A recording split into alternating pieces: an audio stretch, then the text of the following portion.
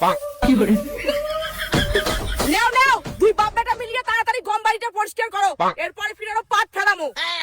মা এত গরম নিজে না খাটিয়া দুটো হাজিরা নিলে না হয়ে গেল। হ্যাঁ, একটু গম বাড়ি পরিষ্কার করতে আর 300 টাকা দিয়ে একটা হাজিরা নাও, কাজ করো। ছি ছি ছি ছি ছি, গম বাড়িতে তারা কায় হাজি তুইয়া গেছে। এই জন্য তো কসুম গাড়ি দিয়ে চাষ করে দেই, তাহলে গুগলে তো নাই না হয়। তোমরা চুপচাপ থাকো তো, মাসি আমার জমি ধাগি তুইয়া তো আমারই লাভ হইছে, গুগলে এলা আমার জমি সার হইবে। জি জি মা, তুই যে এত কিপটা মাঝের গুগলে কো ছাড়িস না। এই তুই আর তোর বাবা সারা দিন মুখ কিপটে কিপটে কর, মুই কিপটে কই না, তোমার তো জমি জায়গা।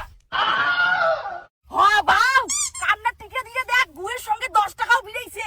জি জি জি, যত গু দিয়ে টাকা বিড়া ওই টাকা তুই নিবু না, এবার ফেল দে। হ্যাঁ, এলা বই তোমার টাকায় গুয়ত পড়া পাইছে না, বই ফেলে দাও। এই টাকাটা যে গুনা গিয়েছে ওইটা কি মানুষ দেখবে? জল দিয়ে ধুইলেই না পরিষ্কার হয়ে যাবে, মুই টাকাটা নিন। বাসুর মা, কিপটা ওটা জাত থাকে, তুই জাত ছাড়া কিপটা কোনোদিনও পরিবর্তন হব না। ছি মা, টাকাটা ফেলে দে তো। হ্যাঁ, তোমার কথা শুনিয়ে 10 টাকাটা ফেলে দাও, আর এইটা দিয়ে বাজার করি যাস। চলো চলো বাড়ি চলো, খাওয়া দাওয়া করি আসি।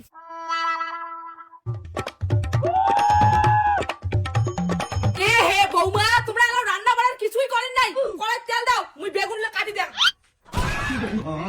বৌমা, তোমরা তরকারি আনতে 1 কেজিতে আর শেষ করে দিলেন।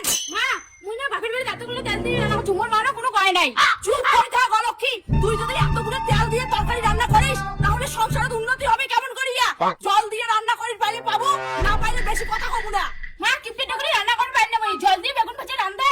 কিপটেমি না হয়, বুঝছেন তো বৌমা, ধনী হওয়ার গেলি না মাপি ঝুলিয়ে চলিন দেখবে। দেখো কেমন করে তরকারি তেল দিবেন, এই বোতলটা ধরিয়া এক আঙ্গুলের মাথা দিয়া অল্প অল্প করিয়া তেল ঢালবেন, না মাত্র। মা, মোর বিয়ে হওয়ার 1 মাস হইল মাত্র, এলাইতে তুই মোর বউ কিপটা বেশি কি দচ্ছিস? বাউ, তোর ভালোর জন্য তোর বক শিখি দেওয়া যাচ্ছে। 1 কেজি তেল দিয়া কেমন করে 1 মাস তরকারি রান্ধিন দেখবে। মা, তুই না সারা জীবন কিপটা থাকবো, তার থেকে ভালো খেয়ে দেয় গরিব হয়ে মরো, চল।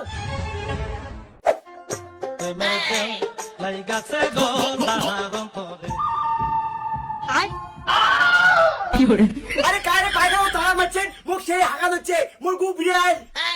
পায়খানার চাবি তো মোর কমর, অত পায়খানার হাগির কি দরকার? পায়খানাটা ভর্তি হয়ে যাবে না, যা দোলাবাড়ি থেকে হাগি এসে।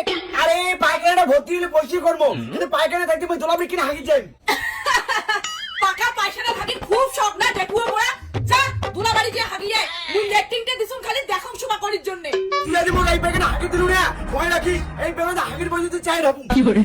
হ্যাঁ যা যা, কুত্তি যে হাগি হাগে, তারপর পাকা পায়খানা তুমি হাগি দিন না, তোমার জন্য গু দিয়ে ট্যাঙ্কিটা ভর্তি হওয়ার বুদ্ধি। নাও খাও, তোমার পিছনে মোর একটা 3000 টাকার পোয়াল কিনিয়ে লসে লস, 1 পোয়া করে দিনে দুধ দেয়।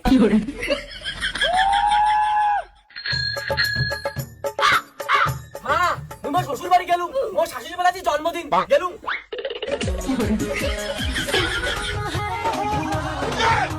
এ তোমার তো টিকের ব্যান্ডে গোটায় ফেরা। আর কি করিম বউ, এই ছিঁড়ে প্যান্টে আমি 10 বছর থেকে বিন্দম, তা মোর মা একটা নয়া প্যান্টের টাকা না দেয়। ছিড়ে প্যান্ট পিনে নাকি শ্বশুর বাড়ি যাবেন তোমার? ধুর, পাগল নাকি মুই, ছিঁড়ে প্যান্ট পিনে শ্বশুর বাড়ি যাম? দাঁড়া, মার থেকে নয়া প্যান্টের টাকা নিয়ে আইসো। মা, মোক নয়া প্যান্টের টাকা দে, দেখ তো এই যে প্যান্ট ফাড়ে গেছে। টাকা কি গাজায়? মাত্র 10 বছর হল তোর প্যান্টটা, তাতে ছিঁড়ে ছিঁড়ে শেষ। মুই কিছু বুঝুম না, এই ছিঁড়ে প্যান্ট পিনে মুই শ্বশুর বাড়ি যাম না, মোক এলা নয়া প্যান্ট লাগবে। এইটুক ফাড়িছে, দাঁড়া মুই এলার ব্যবস্থা করে দেওয়া হচ্ছুম। ফাইনালি মনে কিপটে মাথা থেকে কেমন নয়া প্যান্টের টাকা পাইম। আরে বেটা, একটা নয়া প্যান্টের টাকা দিতে দিলে তো হয়ে যায়। ওইটারই তো ব্যবস্থা করে দিচ্ছুম, চলো। বাবা, আজি তোর মা তো এমন নয়া প্যান্ট বাড়ি দিবি না, তোর টাকা খরচা করে প্যান্ট কিনে দরকার নাই, হেলেক তো। ওই হই মা, তোমার নয়া প্যান্ট কিনে বাদ দিয়া মোর প্যান্টে ছিঁড়ে দেওয়া হচ্ছে। ঘুর না বাবা, টিকে সেলাই করলি এলাই নয়া দেখা যাবে প্যান্টটা। বাসুর মা, তুই এত হার কিপটে রে, একটা প্যান্টের দাম 700 টাকা দিলে তো হয়। যেটা কোনো সেলাই করে দিলে হয়ে যায়, ওটা কোনো আমি টাকা খরচ করম।